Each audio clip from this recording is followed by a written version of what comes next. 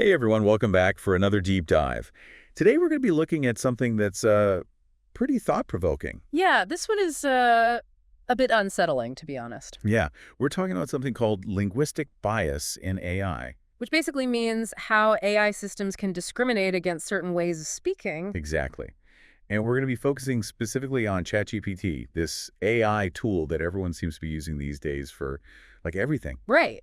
And what's fascinating is that even though it's designed for communication, research suggests it might actually be biased against certain types of English. Yeah, and to really get into it, we're going to be diving into this really insightful article from AIHub.org.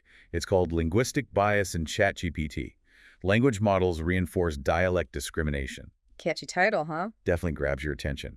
So let's get right into it. I mean, why should we even care about this? Well, think about how much we rely on AI these days. From our phones to our cars to our healthcare systems. Yeah. If AI has these built-in biases, it could have some pretty serious consequences for people's lives. Absolutely. And, the article starts off with this really interesting point. Only 15% of ChatGPT users are from the U.S. Yeah, where standard American English is the dominant form. Right. But here's the thing. Over 1 billion people globally speak other varieties of English. Think about Indian English, Nigerian English, Caribbean English, Australian English. The list goes on and on. It's a whole world of English out there. And discriminating against someone's dialect. Yeah. It can often be a stand-in for discriminating against their race, ethnicity, or nationality. It's deeper than just language. It's about these larger societal issues. Exactly. So this study that the article talks about, they actually tested ChatGPT's responses to 10 different varieties of English. Oh, wow. So like a real global test for ChatGPT. Yeah, exactly. And they found that while ChatGPT can imitate other varieties, it doesn't do it consistently. Interesting. It seems to be better at imitating dialects with more speakers, like Nigerian English or Indian English. Huh. So what does that tell us? Well, it could suggest that ChatGPT is learning by popularity, kind of like a popularity contest for languages. The more people who speak a particular variety, the better it becomes at understanding and imitating it.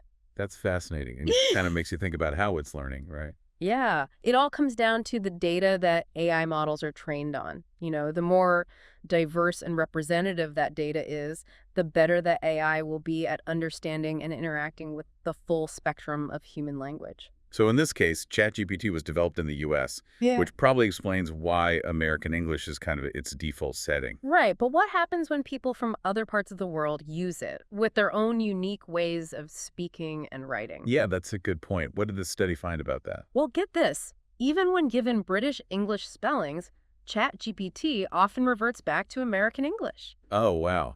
I can imagine how frustrating that would be. Right, it's like constantly being corrected by a spell checker, even when you know you're right. But this goes way beyond just spelling. Okay, so tell me more about that. In what ways?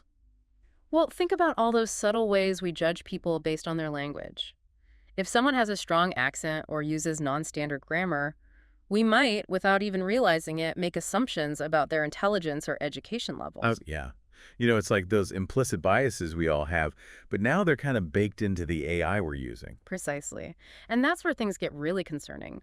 The study found that ChatGPT's responses to non-standard English were much more likely to contain stereotypes, demeaning content, and even condescension. Whoa, hold on. You're saying that just because someone speaks a different variety of English, ChatGPT might actually treat them with less respect? Unfortunately, that's what the study suggests. And it's not just a subjective feeling. They actually measured this.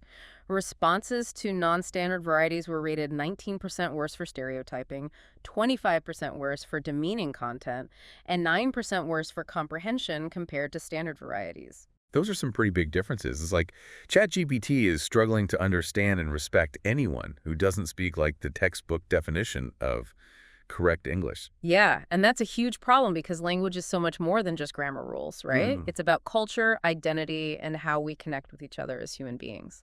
So if AI is really going to be this tool for communication and understanding, it needs to be able to handle all the richness and diversity of how people actually speak. Absolutely. And that means being aware of the limitations of current AI models and pushing for more inclusive development practices. Now I'm curious about the newer model, GPT-4. It's supposed to be like this big upgrade, right? Did it address any of these issues? Well, that's where things get a little more complicated. GPT-4 did show some improvements in other areas. When it came to stereotyping, It actually got worse for some varieties of English. Wait, it got worse. Seriously. I wish I was kidding. It seems that even with all the advancements in AI, we still have a long way to go in addressing this issue of linguistic bias. This is mind-blowing. It really makes you wonder what the long-term implications are if we don't get this right. Yeah, the implications are huge. Imagine a world where AI is used to screen job applicants, or assess loan applications, or even provide medical diagnoses. If that AI has a built-in bias against certain dialects, it could perpetuate existing inequalities and create new ones. It's almost like we're taking all the societal biases we've been trying to overcome and embedding them into the very technology that's supposed to help us build a better future. It's a sobering thought, but it's a reality we need to confront. We can't just assume that bigger and better AI models will automatically solve these problems. So where do we go from here? I mean, what can we actually do to make sure AI is a tool for inclusivity and not just another form of discrimination? That's the million-dollar question, and it's one we'll continue to explore as we dive deeper into this topic. What's really interesting here is that this whole issue of linguistic bias in AI, it really highlights a fundamental challenge we're facing in developing this technology. What do you mean? Well, at its core, AI learns from the data we feed it, right? Right. And that data, well, it's a reflection of us, our societies, our history, and yeah, even our biases. So you're saying that it's not as simple as just programming AI to be, unbiased. Exactly. If the data itself contains biases, those biases are going to show up in how the AI behaves, how it responds. It's almost like looking in a mirror, but the mirror is made of algorithms and data. That's a fantastic analogy, and it really drives home the need for a multi-pronged approach if we want to tackle this problem. Multi-pronged, huh? So, what do you mean by that? Okay, so first things first, we have to acknowledge that this bias exists. Right, we can't fix what we don't acknowledge. Exactly. But then what? What do we do once we're aware? Yeah, what are the actual steps we can take to address this? One of the most crucial steps is diversifying the data sets that we're using to train AI. Okay, so if we want AI to understand and respect all these different ways that people speak English, we need to make sure it's exposed to them right from the start. Precisely. It's kind of like teaching a child about the world. You wouldn't just show them pictures from one country or teach them about one culture. You'd want them to experience a whole range of things, right? Yeah, for sure.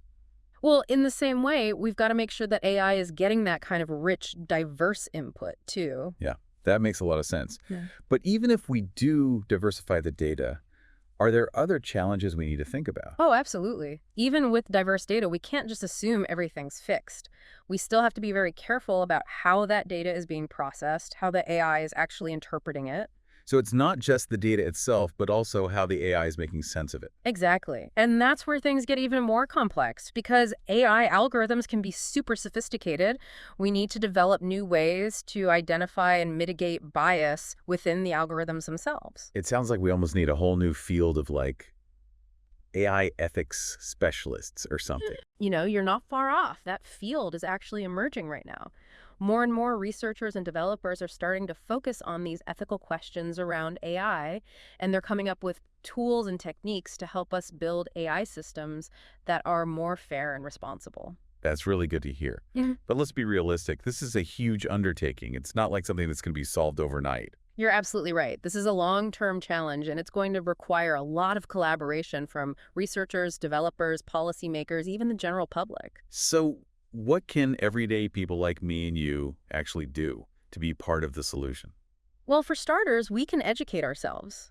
The more we understand about how AI works, how these biases can creep in, the better choices we can make about the technology we use. It's like being a conscious consumer, but for technology. Exactly. We can also support organizations that are trying to promote ethical AI development.